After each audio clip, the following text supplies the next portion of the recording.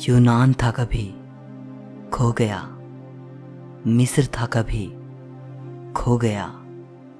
Babylon था कभी, खो गया।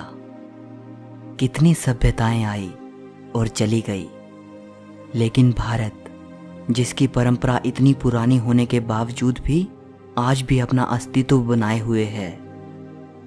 मार्क ट्वेन लिखते हैं, भारत मानव जाति का पालना है। ये वो स्थान है जहां मानव भाषा का जन्म हुआ। भारत की धरती मानव इतिहास की माँ है। ये महान गाथाओं की दादी है और परंपराओं की परदादी है। भारत मानव इतिहास की सबसे कीमती और सबसे रचनात्मक चीजों का खजाना रहा है। इस वीडियो में हम भारत के प्राचीन इतिहास से जुड़ी 7 इंटरेस्टिंग बातें जानेंगे। नंबर 1, आर्कियोलॉजिकल एविडेंसेस बताते हैं कि भारत का शहर वाराणसी दुनिया के सबसे प्राचीन बसाए गए शहरों में से एक है, जो आज भी अपने वजूद में है। इसे बनारस भी कहा जाता है और ऋग्वेद में इसे काशी कहा गया है।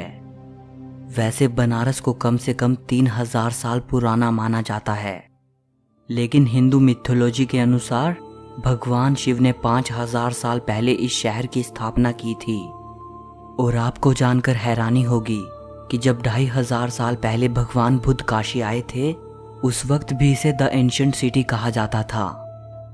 हिंदू धर्म के 7 पवित्र स्थानों में से काशी को सबसे पवित्र माना जाता है। यहाँ तक कि जैन और बौद्ध धर्म में भी काशी एक बेहद पवित्र स्थान है। नंबर 2, तक्षशिला विश्वविद्यालय को दुनिया की सबसे पहली यूनिवर्सिटी माना जाता है। इसको ईसा से 700 साल पहले प्राचीन भारत के तक्षशिला शहर में स्थापित किया गया था।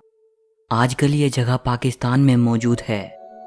तक्षशिला में विश्व भर के 10,500 से भी ज़्यादा स्टूडेंट्स पढ़ा करते थे। Science, math, medicine, politics, astrology, astronomy, music, religion और फिलॉसफी जैसे 60 से भी ज़्यादा विषय यहाँ पढ़ाए जाते थे। अलग अलग विषयों के स्कॉलर्स ने अपने अपने आश्रम यहाँ बना रखे थे। हमारे मशहूर इकोनॉमिस्ट और फिलोसोफर विष्णुगुप्त चाणक्य तक्षशिला में आचार्य थे। चाइनीज ट्रैवलर फाहियान जब 5वीं सदी की शुरुआत में भारत आए थे, तो उन्होंने तक्षशिला को भी विजिट किया था। अपनी राइटिंग्स में उन्होंने तक्षशिला का जिक्र भी किया है।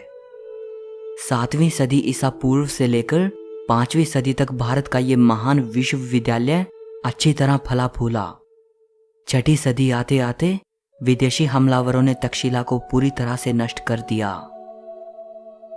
नंबर 3, शिक्षा के मामले में आज भारत भले ही दुनिया के बहुत से देशों से पीछे हो, लेकिन एक समय था जब भारत की नालंदा यूनिवर्सिटी हायर एजुकेशन के लिए दुनिया का सबसे इम्पोर्टेंट सेंटर हुआ करती थी। नालंदा तक्षशिला से भी वेल ऑर्गेनाइज्ड यूनिवर्सिटी थी। कोरिया, जापान, चीन, तिब्बत, इंडोनेशिया, फारस और तुर्की जैसे देशों से स्टूडेंट्स यहाँ पढ़ने आते थे। नालंदा यूनिवर्सिटी का एंट्रेंस एग्ज़ाम बेहद मुश्किल होता था। चुनिंदा प्रतिभाशाली स्टूडेंट्स ही प्रवेश पा सकते थे।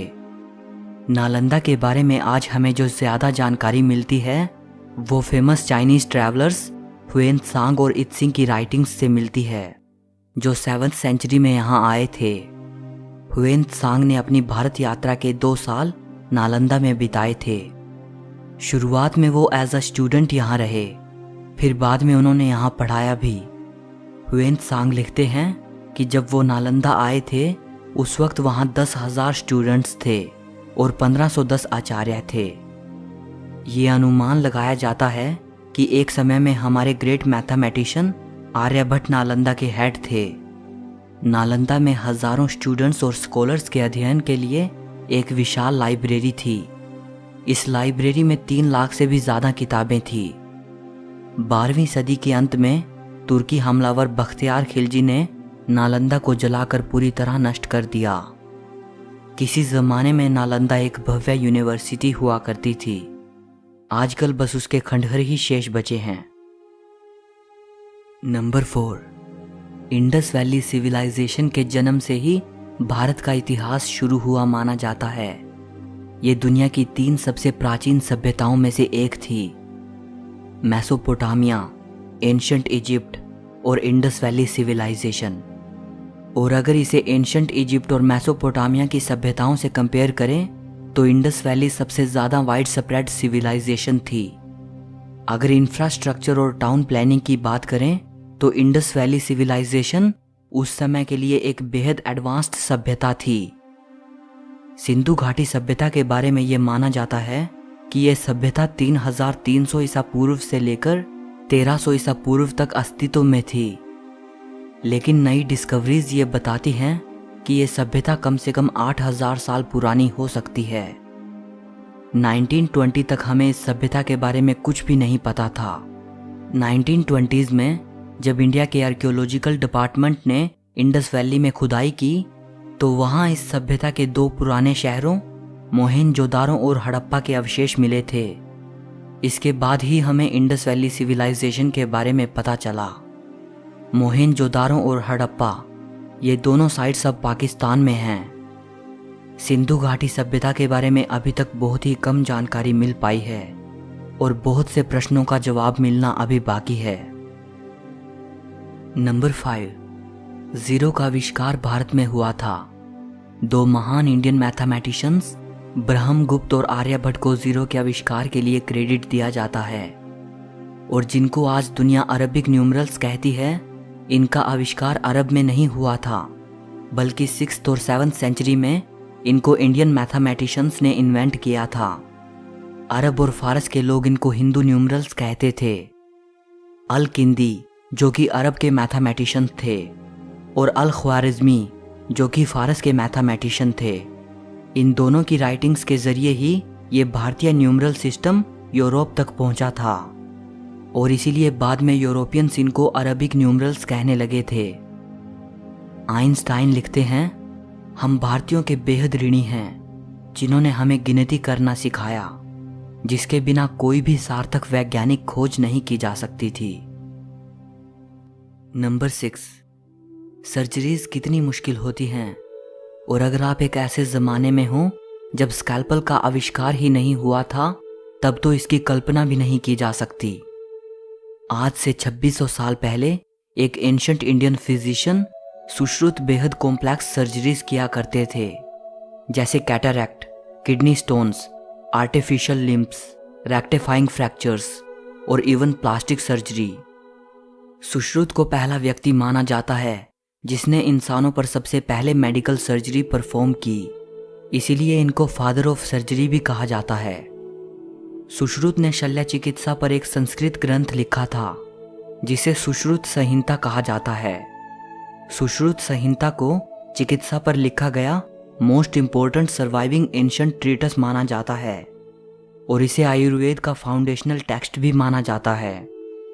सुश्रुत संहिता में 184 चैप्टर्स हैं जिनमें जिक्र मिलता है 1120 बीमारियों का, 700 मेडिसिनल प्लांट्स का, 64 प्रेपरेशंस फ्रॉम मिनरल सोर्सेज और 57 preparations based on animal sources. इसके अलावा बहुत से सर्जिकल इंस्ट्रूमेंट्स दर्शाए गए हैं। 8वीं सदी में सुश्रुत के इस महान ग्रंथ को किताब शाह शुन अल हिंदी नाम से अरबी भाषा में भी ट्रांसलेट किया गया था। एक और महान एंशिएंट इंडियन फिजिशियन थे महर्षि चरक, जो सुश्रुत के बाद और ईसा से 200 साल पहले हुए थे। इनकी शिक्षा तक्षशिला में हुई थी। चरक को पहला फिजिशियन माना जाता है जिसने डाइजेशन, मेटाबॉलिज्म और इम्यूनिटी के कॉन्सेप्ट को सामने रखा। महर्षि चरक की मेडिकल ट्रीटस चरक संहिता को आयुर्वेद की एनसाइक्लोपीडिया माना जाता है। नंबर 7, अगर भारत के इतिहास में झांकें तो वो बेहद वैभवशाली नजर आता है। ब्रिटिश रूल से पहले भारत दुनिया के सबसे अमीर देशों में शुमार हुआ करता था, या संभवतः सबसे अमीर देश। यूं ही नहीं, ये देश विश्व भर में सोने की चिड़िया कहलाता था। अगर कहा जाए तो गलत ना होगा कि इस देश की मैसिव वेल्थ ने ही इतने इन्वेडर्स को यहां आकर्षित किया। हैरानी की बात है कि इस देश को खोजने की चाहत ने अमेरिका की खोज करवा दी। कोलंबस जो भारत के लिए निकला था और गलती से अमेरिका पहुंच गया। और कोलंबस के महज कुछ साल बाद ही वास्को ड गामा भारत की जमीन पर कदम रखने वाला पहला यूरोपियन बना। सो इस वीडियो के लिए बस इतना ही। अगर आपको वीडियो अच्छी लगी हो तो लाइक और शेयर कर देना, और हिस्ट्री से जुड़ी ऐसी ही वीडियो देखने के लिए चैनल को सब्सक्राइब करके घंटी को दबा देना। सो मिलते हैं अगली वीडियो में।